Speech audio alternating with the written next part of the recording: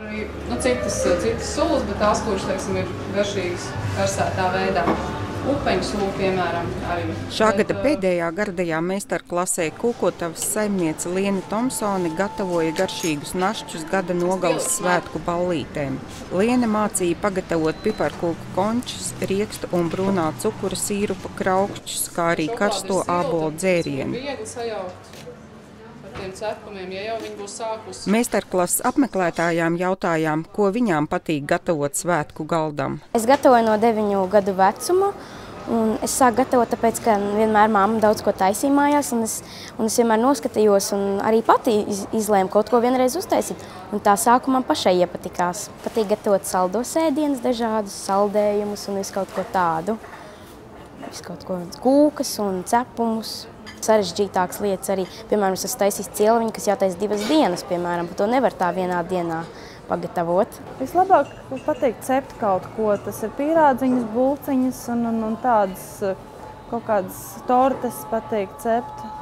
Raugamīgi.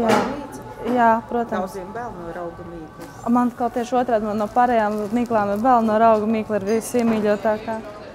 Ko jaunu nogaršot un ko ieviest savā ēdienkartē 2013. gadā, jautājām Lienei Tomsonei. Pirmais, kas man nāk uzreiz prātā, gribās, lai visi ēd pēc iespējas vairāk spārģeļus. Viņi nav tik populāri mums. Tā kā pavasars nāk, tad tie spārģeļi parādās un patiesībā jau viņi aug, taču, labi, ne katrā dārzā, bet daudzos dārzos. Ēst un uzņemt šos te vitamīnus ar spārģeļiem. Vēl ko es gribētu noteikt, kad vairāk eksperimentēt ar kartupeļiem un tos ieviest vairāk uzturā. Tādā ziņā nevis, kad vienkārši vārīt vai vārīt cepti vai frī kartupeļi ļoti populāri.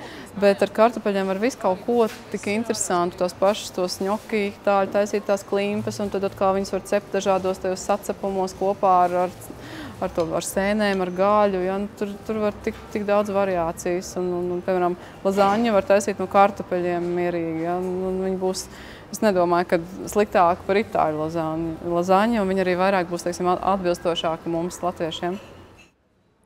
Dienas ēdienu un rito meistarklases turpināsies arī 2013. gadā.